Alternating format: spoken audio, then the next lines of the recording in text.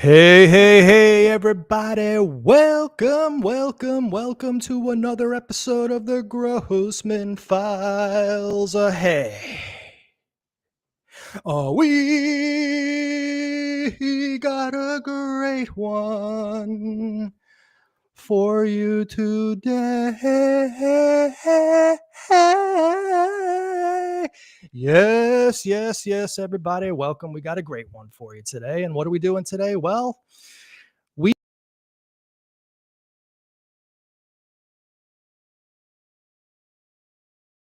are doing, and when I said we got the great New York City Crime Spot joining us today on the air. It's going to be awesome to talk to him. Everybody give him a sub over at New York City Crime Spot. And Ruby, if you're in the chat, please put up his link and we'll get it in the description before the night's through. So what are we doing today? Well, today we're doing episode 5, our final episode on the NYPD files of the Savino shooting. And today's actually going to be, we're only going to show 2 files. That's all we have left from the Savino shooting. Today is all about Joseph Messina. Of course, those of you who are following the story know that Joseph Messina was initially blamed for her shooting, and he was quickly discounted the next morning. But of course, this isn't stopping critics of the Savino show from actually outright still saying in the year 2025 that Joseph Messina shot Wendy Savino. And so we're going to show you today how that couldn't be true. This will become clearer as I go, but in order for Joseph Messina to be the shooter of Wendy Savino, he would have to be an X-Man mutant who was able to morph his appearance as well as teleport his aura. And I don't think he could do that. And I don't think anybody can do that. So we're going to have to deal with some uncomfortable truths today for those of you out there who still think Joseph Messina shot Wendy Savino. But be that as it may, we need to get started with our presentation, and I could only do it with the help of my good friend and fellow Puerto Rican Jew, the one, the only New York City Crime Spot. Yes. What's up? People of the so-called world, what's going on? We got people of the so-called world. And of course, I want to thank the people of the so-called world who are watching right now. It's good to see John Catalano in the crowd, and the Cosmos, Dave the Bastard, et cetera. So before we get started, my man Crime Spot, why don't you tell those in the audience who might not know who you are? People have been living under a rock for the past few years. Who are you and what do you do on YouTube? What's going on? Yeah, I run the channel NYC Crime Spot. I've collabed with Manny on a couple of things over the past few years. I started my channel in 2021. Basically, we do like little weeds, me, but I do like little, I wish. I do like, little documentaries, I narrate and I write stories. And then I also, like Manny does, I visit many locations throughout New York City in reference to organized crime and then general New York City crime. I go out to Long Island, New York City. I go all over New York if I can and talk about stuff. And I have to say that you have come up with some amazing content in the genre. You're the only person, I believe, who has actually sought out and spoken to the musician, the piano player at Robert's Lounge that Henry Hill used to own. Correct. I was actually going to talk about a little bit about that today because it's kind of pertinent to this conversation. All right, cool. And we'll get into it. And of course, your work on Stax Edwards, the character from Goodfellas, where you actually track down his family, is second to none. It's unbelievable. And Thank you. I've been a huge supporter and also a good friend of Crime Spot for years. So it was my pleasure to bring him on today to talk about this. Why? Well, because we're dealing with the mafia today. We're going to be dealing with mob associates. Today, we're going to be talking about the Purple Gang, Michael Meldish, the low-level narcotics addict, Joseph Messina, who was an associate of these people. And so I think, Crime Spot, that instead of yammering on, we should just get on with the business at hand. Yeah, what do you say? Sure. One more thing, if you don't mind, I just got to plug 52 Please. Topics with Frank Fiorellino. That's right. The podcast I run, the former Bonanno associate, Frank Fiorellino. You could check that out too. I would appreciate it. Thank you. Right. And of course, check out, give him a sub, throw him a like. New York City Crime Spot's really doing some great work in the genre. And it's not like he needs recognition with his 30,000 subs. I'm jealous, but Well, but well, it is what it is. Anyhow, so let's just get going. So anyway, Spot, yeah. we're going to be looking here at the Bronx today. Once again, the wonderful borough of the Bronx, where we once again are looking at the East Bronx here. And today we are dealing with this area down here in this triangle. Well, no, actually, just right about here. These two scenes right here. We're dealing with the home of Joseph Messina and also the Chateau Pelham. The first thing I want to do, though, is make sure that everybody understands how close this was in relation to the other events of the evening. Here's the Gun Hill Manor, where Joe and Joe Savino and Wendy Savino were having drinks. Here up here is Nina's restaurant somewhere up here, and we won't even bother going there because it's not pertinent. But needless to say, this area is relatively close. So let's get down on the street level and take a look at the Messina home here. This is where Joseph Messina lived, 1910 Pelham Parkway South, a very nondescript apartment building at the end of the street here, Pelham Parkway South. Really nothing to write home about. Do you know anything, Spot, about this area of the Bronx, this East Bronx, Pelham Country Club? Yeah. I mean, even today, I mean, and historically, it's definitely been a heavy organized crime area. A lot of Genovese, Bonanno. I mean, today it's, I don't like to talk about current stuff, but a lot of Genovese, a lot of Bonanno. That's about, very close to Queens, 10 minutes probably from where I am. I grew up on the other side of the Throgs Neck or the Whitestone Bridge. So Country Club is pretty much a well-to-do area, but that whole area is definitely been an organized crime stronghold for many, many decades. And a lot of, I know we'll get to it later, but a lot of those Purple Gang guys definitely funneled into that area, some, being from there too. Right. And of course, we're dealing here with the East Bronx, and notice that the the scene of the Loria and the Valentina Suriani shooting are right there. Here's the bridges that Crime Spot was talking about to get him to Queens. And so this is, of course, why the police thought that not only the Savino shooting was a mob hit gone wrong, but also the Loria shooting was that they thought that was a mob hit gone wrong. So, and then the second location that we're going to be dealing with today is the Chateau Pelham. And the Chateau Pelham, so we see the building superstructure is still there. If you look underneath this here, this right in the back here, it's kind of hard to tell, but it's a long, big building, very cavernous. And this was once the home of the Chateau Pelham. And this right here in front was where the body of Joseph Messina was found, who he was originally thought to be the shooter of Wendy Savino. So while I get my my slideshow switched over here, we are now looking at a vintage photograph of Chateau Pelham. And so I thought that I would invite Crime Spot to, before we get into the Purple Gang and that kind of stuff, what's the deal with these large lounges, these banquet halls? What's their importance to mob culture? Yeah, well, I mean, this is kind of different. This is a little something I'm not really used to, the Chateau Pelham, because apparently it's a place that could fit hundreds of people. They would have weddings there, apparently, these big galas, obviously these big banquets. Based on my research, it seems that you could go in there and hang out at a bar, order a drink, order a sandwich. I heard someone talking about great steak sandwiches. So I'm sure you could go in there and hang out. But it seemed Anthony Amendola was the owner, as his name is right there. Yeah, it seems to be a place that people had weddings, and events, but also kind of a hangout. And lounges back then, extremely popular places to hang out. I mean, you would go in there, they have the tables with the nice white, the white linens on the tables. And really that was kind of the thing, the lounge, the cocktail lounges. And even, so much, Manny, what I've learned is like places that this doesn't seem to be that place, but we would have places that we would look at today, Manny, as like a seedy place, like an airport hotel. Hmm. Those were not always considered seedy. Even at those airport hotels or motels, they would have lounges like this in there where it's a cocktail room, and these would be like mob hangouts. Some of them had pieces of it.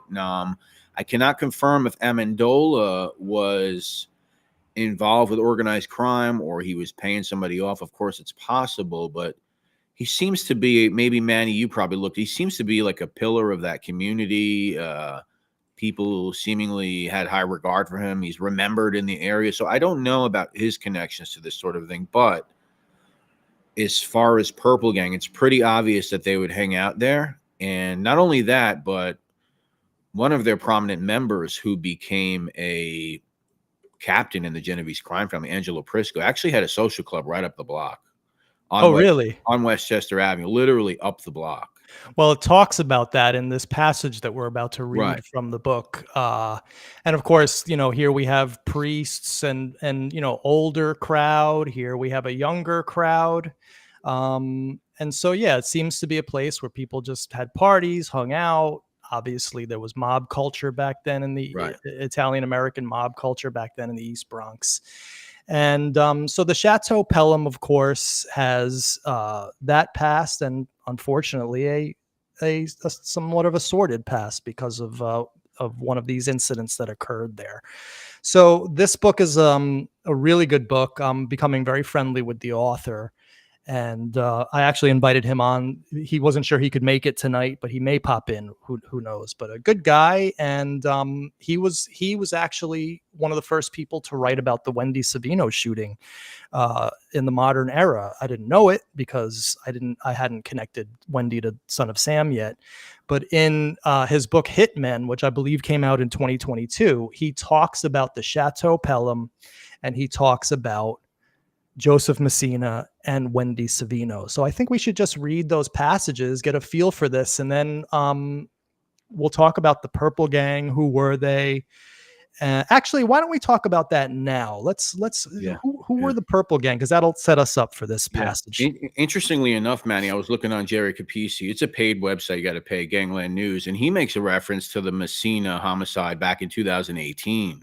Really? He made a reference to that being on the list of murders that, connected to them. And this was back in 2018, but he doesn't expand on it. He doesn't mention Savino, but he does mention Messina. So he must have read something or came across something at some point. Well, Messina's name only comes up in the Savino NYPD files. As we're going to see today, I have the entire Messina NYPD case folder, totally unredacted.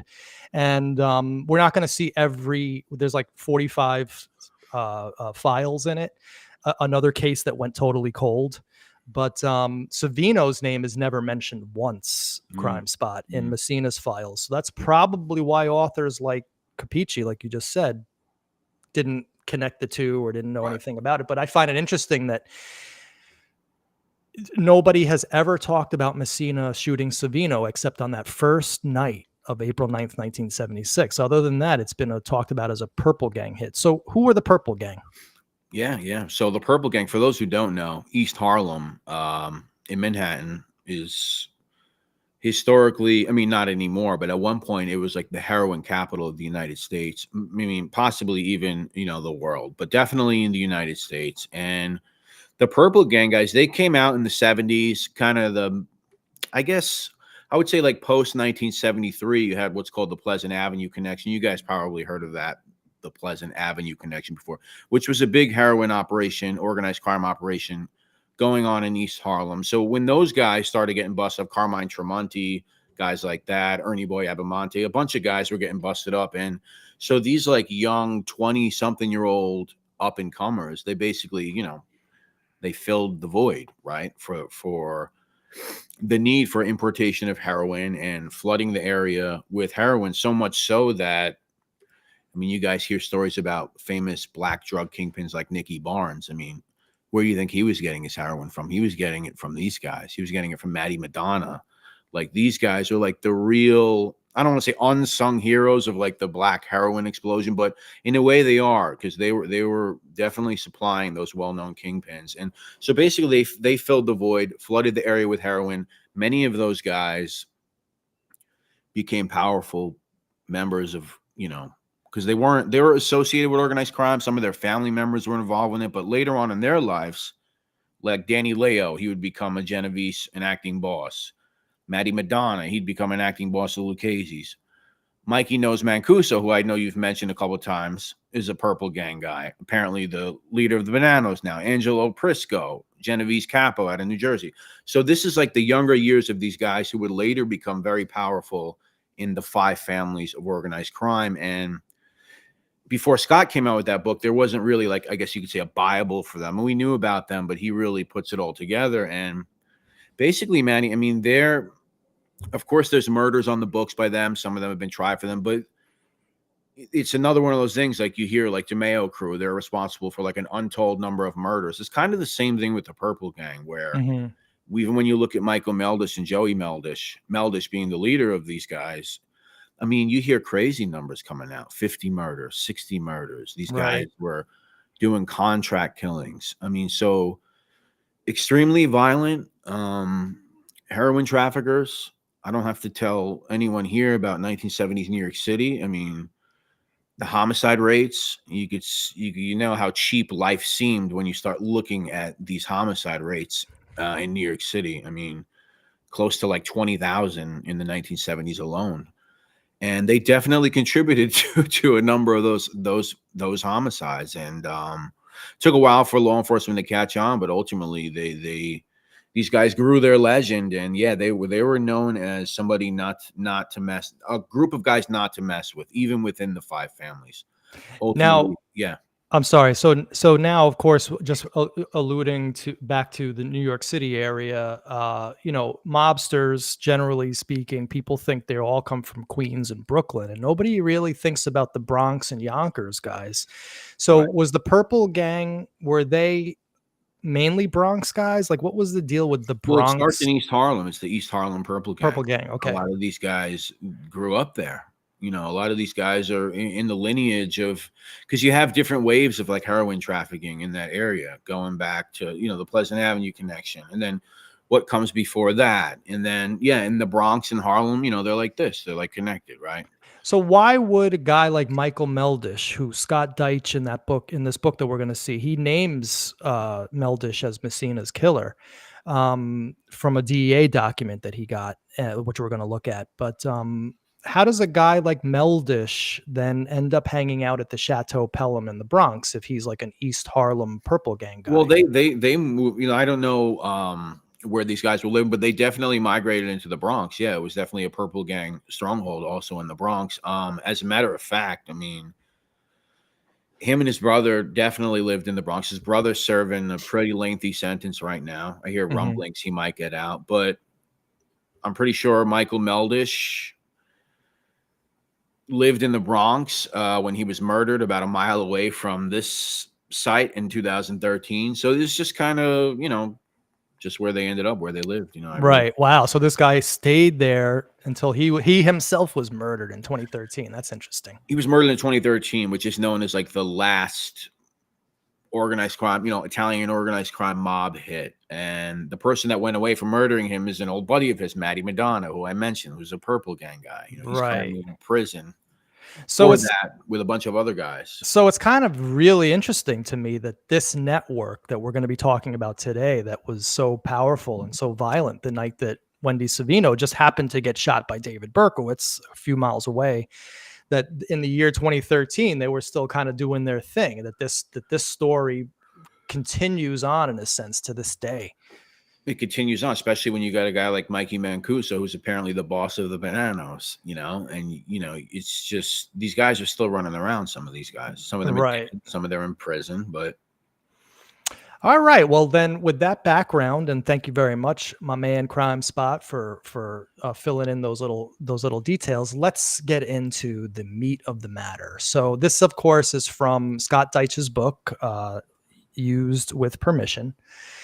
Less than a week after Mayorino and Filipponi were shot and killed, another Purple Gang Bronx hangout was the scene of a murder.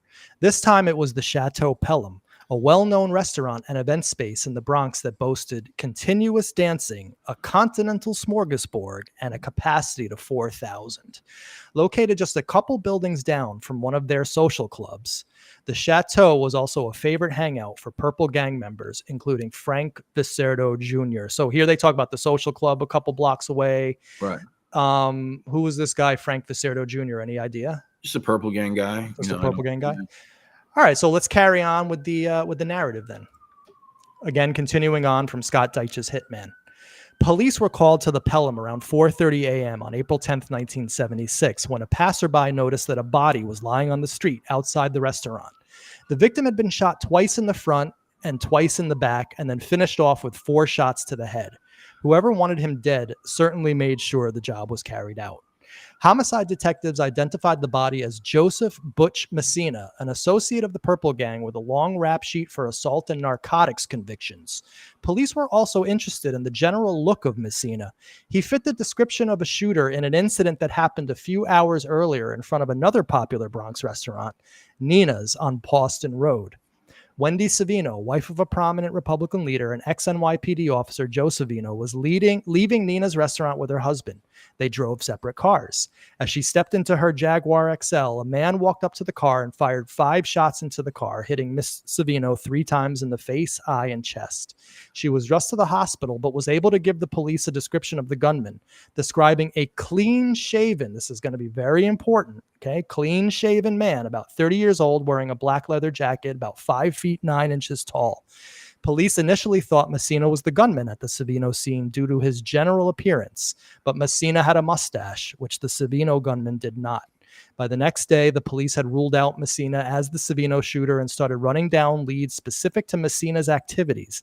They discovered that Messina was an associate of some members of the Purple Gang and followed up his movements in the hours before they found his body. Police had a strong suspicion that Michael Meldish was responsible for Messina's murder.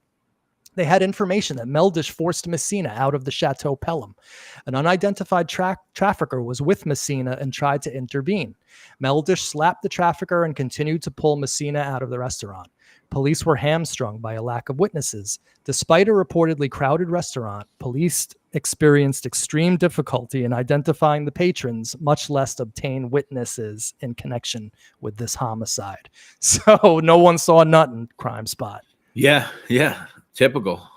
And of course, Deitche got his here's the references. This is a DEA document. He was kind enough to share this with me.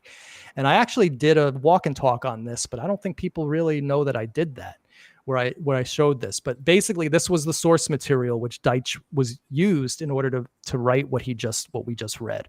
On April 10th, 1976, the body of Joseph Messina was found in front of the Chateau Pelham. Messina was the victim of a homicide, shot numerous times in the head and chest. Joseph Messina, Butch, was an associate of members of the Purple Gang. Messina was found in front of the Chateau Pelham after being shot numerous times in the head and chest on April 10th, 1976. Now, Scott Deitche, the author of the book, told me that Michael Meldish's name was under here. Michael Meldish, an original member of the Purple Gang, is a prime suspect in the murder of Messina. The homicide investigation is being conducted by the 8th Homicide Zone. The investigating officers have developed unsubstantiated information that Michael Meldish, again, I was told that Meldish's name is under here, physically forced Messina out of the Chateau Pelham over the objections of, and this is a person that Messina was with, and I don't know the name, well-documented narcotics trafficker who was slapped in the face for his attempted intervention. Although the investigators theorized that there were approximately 50 persons present while Messina was inside the Chateau Pelham, they have experienced extreme difficulty in identifying the patrons, much less obtain witnesses. So what does that tell you, of course? Yeah. It also tells you the power of, Michael Meldish, and, not even, being, he's not a guy who could ever get made. He's not like Italian or anything. I mean, unless he's like half, I don't think he's Italian at all, to be honest with you. But, and he's smacking up a well-known trafficker. I would love to know who that guy is. Yeah, maybe we can talk to Scott and get the name. He didn't tell me the name of that person. So, yeah, and of course they didn't get any witnesses, and it's actually quite interesting looking at the Messina files, because literally nobody saw anything and nobody could name anybody. some guy was like, yeah, I worked here for 18 years. I don't know anyone's name here. Yeah. So Messina and the Savino shooting. Right. Of course. So, of course, in the first night, the first articles that came out literally called Messina the shooter of Wendy Savino. They were just outright naming him, the first articles. Homicide detectives pressed a double investigation into the critical wounding of a woman and the death of a man believed to be the grinning gunman who shot her outside a Bronx restaurant. Ex-convict Joseph Messina was found dead 5 hours later. He had been shot 4 times. Police theorized that Messina had been hired to kill 39-year-old Wendy Savino, wife of a New York City police officer turned private detective, and that the gunman was slain for botching the job. And here it says here, woman shot, killer is slain, right? This is just outright names Messina. It says here, Miss Savino was unable to identify police photos of Messina, but detectives believe he was hired to execute her and then was killed when his companions learned she was still alive. The fact that he looked at her and smiled before pulling the trigger indicated she was his target. So again, they were wrong about that. And here's the 2 articles, which I find actually interesting because they both are the same article in a sense, but they say completely different things. It's like you could see like grinning gunman shoots woman and is killed. And this is by Paul Mescal, the guy who made up the 2 men driving away. Yeah. And that was actually in this article. The 2 men driving away was in this article where the grinning gunman shoots. And it says here, a man believed to be the gunman was shot dead. Detectives believe she was shot by Joseph Messina, right? And then look, cons and posh pens protest foods and phones. Same article here, but all of a sudden now, late last night, however, police in the 8th Homicide Division investigating the Messina killing emphatically ruled out any connection between the 2 cases. They did not elaborate. So the article, like, it looks exactly the same in different editions of the newspaper by the same author with the same side piece here, cons and posh pens. And yet they both say completely different things. The first article outright names Messina as her shooter. And this one, which is an update, says what actually happened, which is the police ruled her out. Now it's time, my friends, to look at pictures. Can I just say something before you get to this? Please.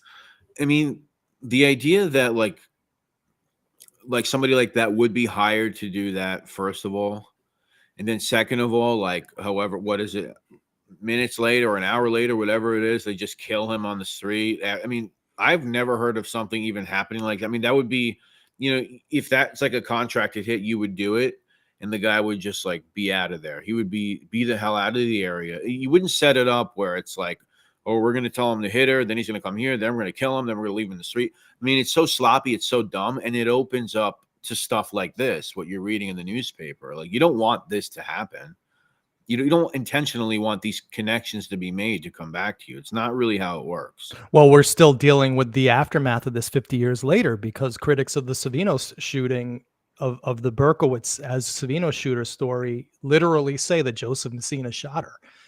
They're working off of these erroneous articles. I mean, it's, dude, it's fucking stupid. This goes against like criminal like understanding too. Like, nobody would do something like that. I mean, it's just the dumbest way to go about things. Well, also, as we're going to see, the dude looked nothing. Well, let's just get into it. Are we ready to see pictures of this guy? Let's see him. This is the reveal. Now, I want to also preface by saying that I actually have pictures of this guy lying dead on a slab at Bellevue in the morgue. But I can't show that because I'll get kicked off of YouTube.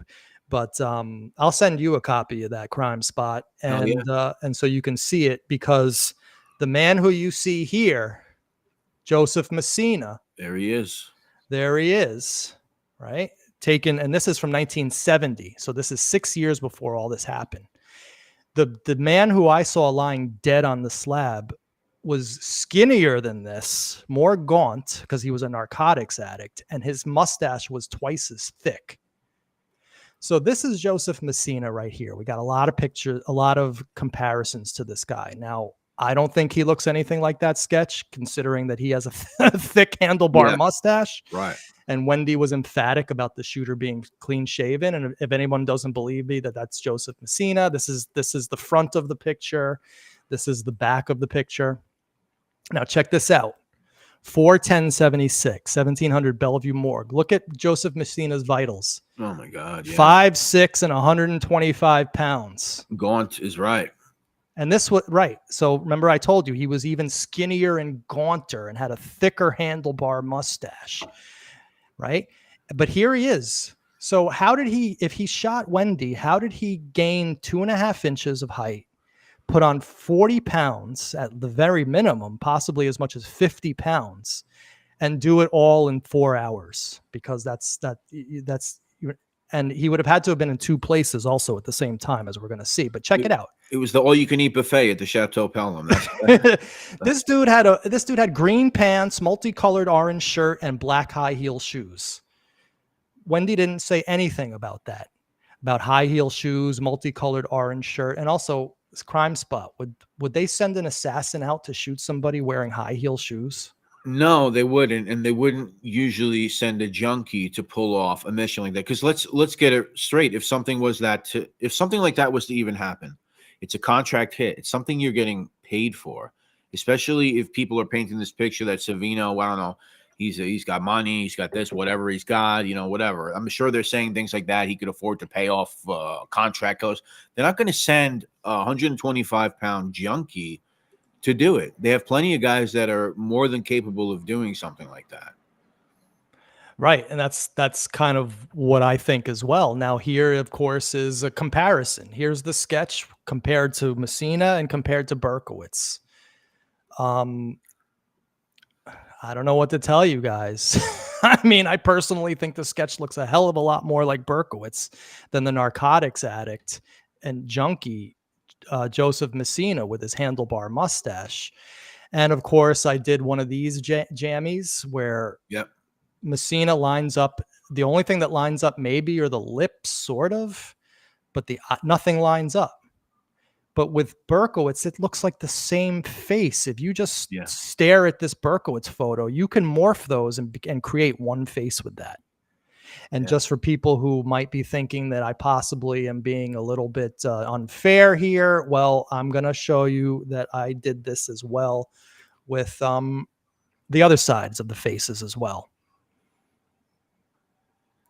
Right. So here, even more, Messina doesn't line up. And with this one here, you could still see, if you kind of look at this picture of Berkowitz, you can still see one face. Right. It doesn't look like 2 separate faces here. So this is the famous Joseph Messina that everybody thinks shot Wendy. I can't wait for people to say, I was wrong, Manny, as if that's ever going to happen. Right. But here you have the junkie, the narcotics addict, the low-level purple gang associate who was 5'6", 125 pounds, and wearing green pants, multicolored orange shirt, and black high-heeled shoes. Are you kidding me? This was not the shooter of Wendy Savino. But we're going to prove it, because even if you say to me, Manny, that's him. It's absolutely him. It's a spitting image. The hairstyle is exactly the same. Well, you guys are still going to have some serious issues to deal with regarding what we're going to read out of the police files. So how you doing on time, Crime Spot? No, I'm good. And, as far as the Meldish thing, Manny, I believe everything points to him doing that. And what you could also picture, and it doesn't take a genius to envision this guy Messina was a junkie. He was probably a thorn in Meldish's side for a long time. It's not like something just happened that night, probably, and Meldish got mad. No, this is a guy who's probably has a lot of problems, maybe even owed a lot of people money. Who knows? He could have been started selling junk for these guys, and, he got high in his own supply, never paid him back. This is a guy who has thorn in my side written all over him, a serious liability. Well, not only culminated in that moment. I agree with you 100%. The rest of this discussion, we're not even going to be just talking about Wendy, because he's taken out, but we will see files from that night. But I would just want to show the audience the final 2 files from the Wendy Savino NYPD trench. And this is it. This is it for Wendy Savino stuff. And this deals with Joseph Messina. Victim Brenda Savino, method gun, subject conference at 47th PIU office. On this date, the undersigned, along with Detective Brundage, Bender, O'Connor, and Sergeant Fawn, met at the 47th PIU office relative to assigning this investigation. Discussion was held, and it was determined to hold a conference and further investigation at the 8th Homicide Zone, as the 8th Homicide Zone was presently conducting an investigation into a new homicide in which the victim fit the description to a degree as that given by Mrs. Savino. The only thing that matched was the leather jacket, but leather jackets in 1970 on Italian men is not a very uncommon. So that's the first of two. This is where they're now conferring with each other to figure out whether they were going to pursue this investigation into Joseph Messina. John Catalano, nobody actually believes Messina shot Wendy. They're just haters. I can't give you it. I think that's true, John, but I also believe that these people will go to any length to fit into, to save the reputation of their boy, David Berkowitz, who they profess love to and are constantly filling up his prison commissary. I mean, these people are sick. Jeez. Dude, you don't even know the half of it, bro. It's fucking crazy.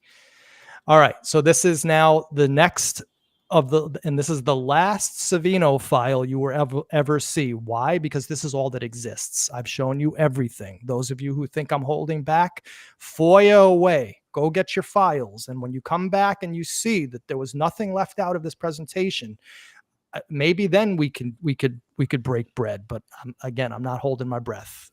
Victim, Brenda Messina, method gun, subject investigation, Joseph Messina. On this date, the assigned and Detective Brundage responded to the 8th Homicide Zone and thereat conferred with Detective McCann relative to DOA, one Joseph Messina, male, white, 32, known to this department under B528339, who was found shot to death in front of the Chateau Pelham on 4/10/76 at 4:20. Subject was wearing a black leather jacket and fit the general description given by Miss Savino, except that he had a large mustache. Investigation failed to connect subject with this assault. So there you have it, right there. The morning of April 10th, literally the next day, NYPD totally discounted Joseph Messina as the shooter of Wendy Savino. Now, I want to ask you about this. Maybe you've come across this. It says here that Joseph Messina was known to this department under B528339. Do you have any idea what that might be about? I don't know what B is there a number on his mugshot? Is there something there? Does he have it could be a criminal file? 528339. Yep. There you go. There you go. Wow, you're a genius, bro. I would have never thought that. So that must be the case file under this guy. And remember, this was 1970, 6 years before the narcotics addict was killed at Chateau Pelham. So 528339. There we go. Awesome.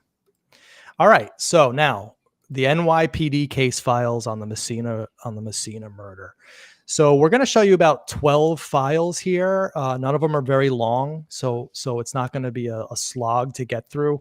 But what I did was I picked out all of the pertinent files of out of the Messina folder that dealt with what he was doing that night, who saw him, what times they saw him, how he was acting, who he might have been with, et cetera, as well as the forensics as well.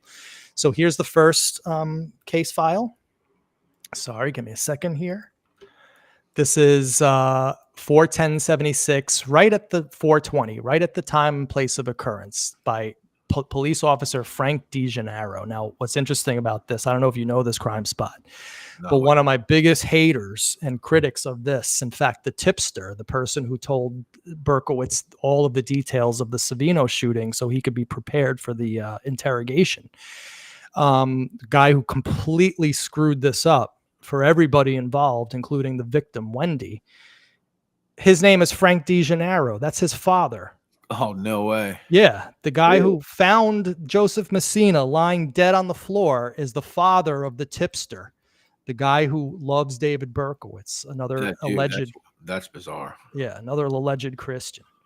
Responded to TPO to a report of a man shot. Upon arrival at the scene, was advised by Jacoby ambulance attendant Hendricks that he responded at approximately 4:50 hours to a man down. He also advised that the DOA had been shot numerous times.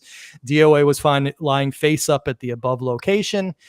Pronounced DOA by attendant Hendricks of Jacoby Hospital. DOA identified by Sister Joyce Russo of 2025 Continental Avenue. Detective Davis and forensic photographer Collage Edge present. Now, what's interesting is that Collage Edge was just at Nina's restaurant taking pictures of there, which we have seen in our busy night. Oh, yeah. Yeah, very busy night in that area of the Bronx. So here's our second. This is just the police, April 11th, 1976. This is just the police homicide of Joseph Messina, 1910 Pelham Parkway. The undersigned checked with the Bureau of Criminal Identification, which reveals that the deceased was known to this department. Under B28339, Sergeant Mahoney intelligence discloses that no record on the deceased available at this time. Investigation continuing, case active. I wonder whether he was an informant as well, but I guess we'll never know. Yeah, I mean, that's what I thought for a second, but then I figured it was probably like a case ID or something. Then we found it on the thing, right? John Catalano asks, maybe NYC Crime Spot should explain to everybody how rare in the history of the New York mob that a woman has been killed. I can think of maybe 2 in history. Yeah, I mean, it is rare. There has definitely been a few. I could probably think of, like he says, 2. Yeah, 2, 3. There's definitely been a few cases of that. But you know what? The thing that also stands out to me with this is that if the Purples did this, if Michael Meldish did it, it's a very impulsive homicide. Very impulsive. Because they hang out there. So why would you whack somebody there? So that tells me it's really impulsive. And it also tells me that, being that it's impulsive, it's not planned. Because if this was a contracted hit, right? What would you do? You would probably invite this guy back to an apartment or invite him somewhere to get a piece of the action that you got from the hit. And then you would whack him in the apartment. You wouldn't whack him in front of a ballroom or something like that. It's just goes against everything. It goes against everything. And I know you have, like, Catalan, I know you have former police here. I mean, they could probably tell you the same thing, that this has all the hallmarks of an argument gone bad and something impulsive happening on the spot. And they probably, even after he did it, if it was Meldish, he probably said, man, I fucked up. I shouldn't have did that in front of the Chateau Pelham. That's not a good look. Well, there might be some wisps and hints as to what you're saying within the police files as we'll get to as we go a little bit deeper. So this was the only person who actually heard any shots, and this was 4/22/76. We're not going in order. On 4/13/76, the undersigned interviewed one Foster Palmer between the hours of 2300 and 2330. Mr. Palmer is employed by the New York City Transit Authority. Mr. Palmer states that at approximately 4:20 hours, he heard 4 or 5 shots in rapid succession and the sound of a car pulling away. He looked over the railing and observed a man lying on the sidewalk and called his train master, who in turn called the police department. When Mr. Palmer looked over the railing after making the call, he saw 2 female Caucasians and a male Caucasian standing in front of the Chateau Pelham. So that really was the only person who heard anything and saw anything. So it was a car driving away, but who knows whether that was even the shooter or not. But Catalano saying here, Messina shot 8 times, definitely impulsive. Yeah. Super Strike says here, I'm not a mob history expert, but my knowledge, women and children were generally off limits. And, if you want to say that Joe Savino was cheating on his wife and therefore had his wife killed, the wife, Wendy, knew about his affair. Like, she had spoken to this woman. It wasn't a secret. So it was just the culture back then. I can't make judgment on it. Wasn't within that milieu. Would I do that to my wife? Cheat on her? Call girlfriend I would not do that personally, but I'm not going to cast aspersions because that was the milieu in which it happened. I mean, I'm sure. I mean, divorce was less common too. Well, apparently, and I believe it. Him and Wendy got along great. I mean, they stayed married until he died in 2006. All right, so let's carry on. So this, of course, is an interview with the only family members that Joseph Messina had. At approximately 1700 hours on 476, the undersigned and the company of Detective Califano interviewed one Joyce Russo, sister of the deceased, 2025 Continental. Miss Russo was uncooperative, as was her husband, Angelo. Any of these names familiar to you, Angelo Russo? No. On 4/12/76 at routinely 1640 hours, the undersigned re-interviewed Angelo and Joyce Russo at the Giordano funeral parlor. Both parties were evasive in response to queries made by the undersigned and refused to answer most questions at all. When thereafter, when the father of the deceased was approached by assigned, he stated that, quote, "I just want to forget it," unquote, and refused to speak further with me. Philip Messina, Sr., approximately 69 years of age, was sharing the apartment with his son at 1910 Pelham Parkway South. There you go. Once again, he's a thorn in his family's side too, obviously. Yeah, I just want to forget it. Right. Saying something like that means that the father kind of like wasn't really all that into it. And even his sister is uncooperative. I think Scott Deitche's in the chat now. Oh, no kidding. Yeah, Scott Deitche. I'm sorry if I said your name wrong. Hey, Scott, you want to call in? Call in. Come on in. Let me put and this is only for Scott. I'm going to put it in the chat. Scott, call in if you can. We'd love to hear it as we continue on. This is a great show, Crime Spot. Thank you so much. Cheers. All right, and we're making good time. We're making good time. We only have a few more slides left, so we're doing good. Awesome. Okay, now this, I believe, is one of the most important slides of the evening because I'm just going to get to the nut meat. This is them interviewing a bartender named Neil Agavino, Rockland County. He's employed as a bartender at the Chateau Pelham for the past 18 years and was working the night of the occurrence. Now, this is very important, guys. Mr. Agavino states that he noticed that the deceased Butchie was in the chateau when the band came on at approximately 10:30 to 11 p.m. and did not notice what time Butchie left. He further stated the deceased wasn't in any altercation in the chateau. Okay, maybe, maybe not. But, he was seen in the Chateau Pelham at 10:30 to 11 p.m. Wendy was shot just before 11 p.m. I think we got... So how was he in two places at the same time? Can someone answer that? We got Scott Deitche, the author of... Hold on, let's get that off. The author of Hitman himself, calling in the one, the only... I hope I pronounced your last name. Doing well. It's Deitche. Deitche. Sorry. Hey, that's the best intro I've ever had on a podcast. Hey, welcome to our airwaves, man. We really appreciate you. We've been grooving off your book and off this information. So what you got for us?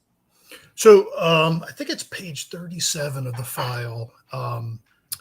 There's an interesting note there where it says that there was a letter that Sergeant Harold Garrett of the 45th Precinct received related to the investigation. And he said it's similar to two other letters that he got, one about the death of Leonard Filipponi and Anthony Majorino. And both of those guys are members of the Purple Gang and were part of this kind of surge of violence during this time period internally within the Purple Gang, which, Manny, you and I have kind of talked about was drug related, really. They were heavily into narcotics. So to me, that shows that, like we mentioned, that there's definitely a tie with Messina and the Purple Gang in terms of why he was killed and what went on probably that night, most likely.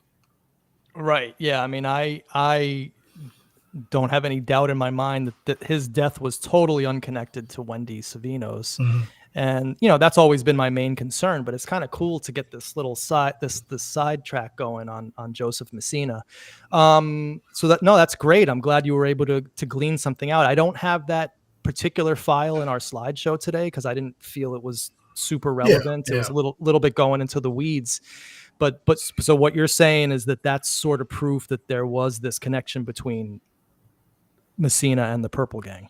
Oh yeah, not only that, the 1976 or 77 DEA report about the Purple Gang, unredacted, names Michael Meldish as the likely killer of Joseph Messina. Well, I have that here. Yeah. Let me just grab Yeah. that real quick because we had another question about that. Give me a second here. Let me screen share. So, so that would be this one right here. Investigative on that Michael Mel. Do you know whose name is under here? I don't. I had I resubmitted an FOIA request for this report with some additional death dates, but that other one didn't trigger it to be unredacted. But right. But this says Michael Meldish for sure under here. Correct. Yeah, absolutely, for sure. Yeah, Michael Meldish was the main suspect in that murder.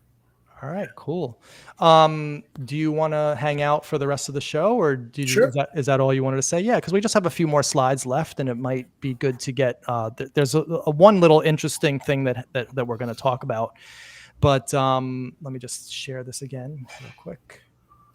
But yeah, right here is proof enough for me. Just forget about the way he looks.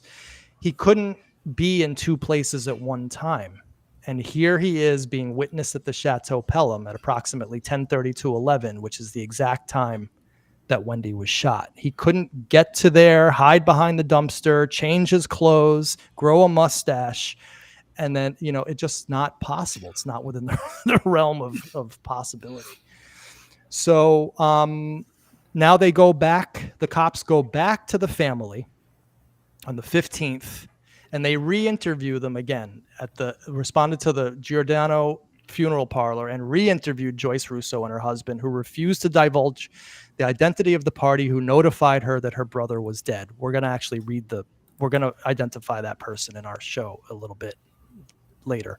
The father of the deceased, Philip Messina, refused to give his age and stated that he just wanted to forget it. The whole thing. The niece of the deceased, Debbie Russo, approximately 22 years, also interviewed and couldn't or wouldn't disclose any information of value. So, Scott, what do you make of the father saying he just wanted to forget it? Does that do anything to your brain? He probably knew what his son was involved in.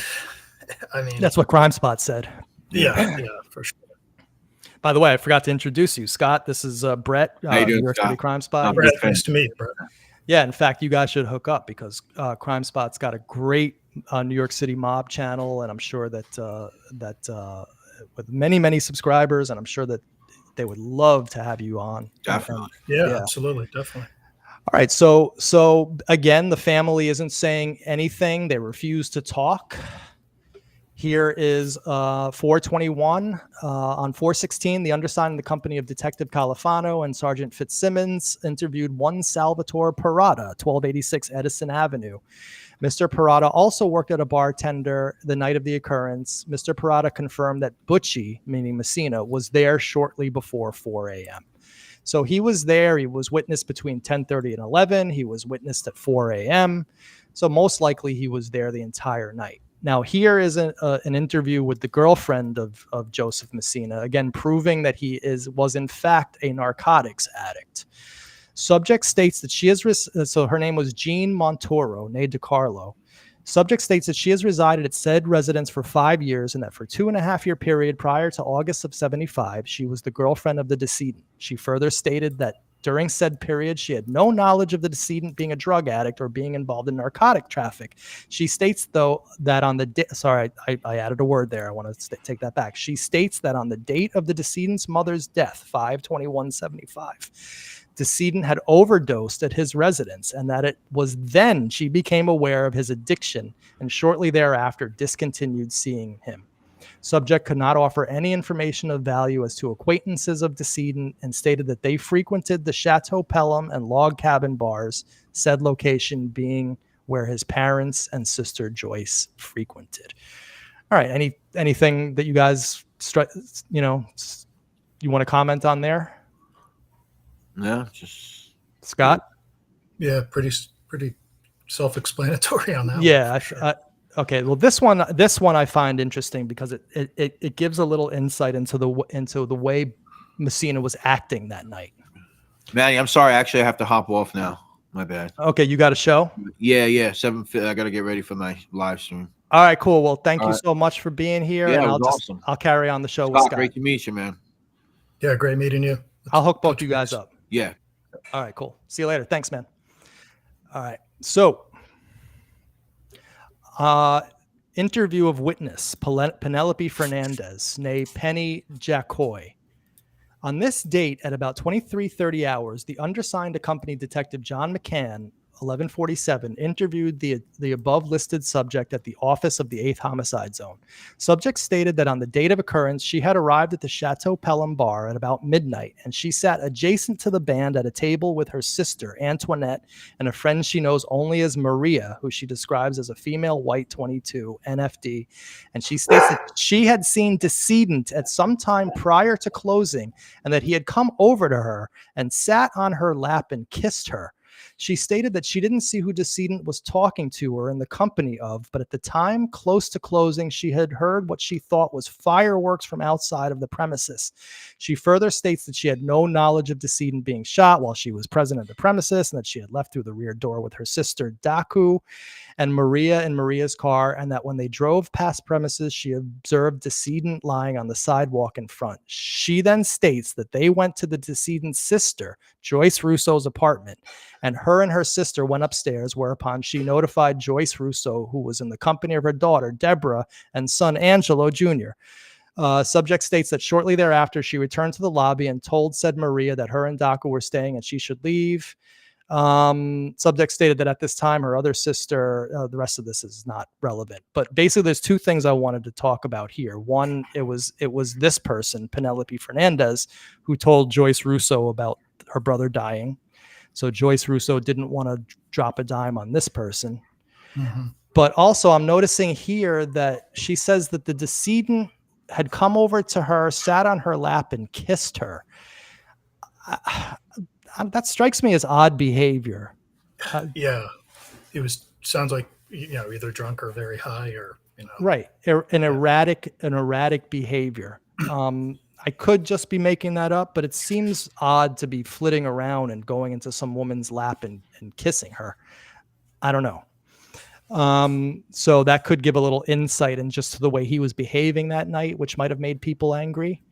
And then here is the only one that talks about someone who might have been with Messina. And that, of course, speaks, Scott, to your DEA document. Interview of bartender employed and on duty at the Chateau Pelham Caterers on the night of the occurrence, Neil Agavino. At the ADA Kelly's office. On this date, the undersigned interviewed subject indicated above relative to this matter. Subject stated that on time, place of occurrence, he was working as a bartender at the Chateau Pelham, where he's being employed for 18-year period. Subject states that at about 3:50 hours on 4/10/76, he announced last call for drinks, removed register tapes and receipts, and brought same to office manager James Vasta, where both parties tallied receipts. He stated that a short time after 4 a.m., he returned to the bar area, blah, blah, blah. The thing that we're going to get to down here is subject stated further that decedent had been sitting with a male who he had seen decedent with on prior occasions at said location, who he doesn't know by name and describes as male, white, 21, 5'8", dark hair, and that he states that just prior to closing, he observed both sitting near each other. So, Scott, this kind of jibes with your DEA document about that he was with somebody that night, an unnamed person. Do we have any description of that person? We just don't know who that was. From your end. I'll see if I can find a document. It'll have to be after the fact, but I think somewhere I have a arrest record for Meldish that would have his height and maybe some other, the dark hair. That could be 5'8" dark hair. We talked about it. White man. Right. Was, well, we got his picture. We got his picture right here. But this is Messina. He was 5'6" and 125 pounds. Yeah. And just real quick here. So this is the sketch. I don't know if you ever saw the sketch from Savino. This is her sketch.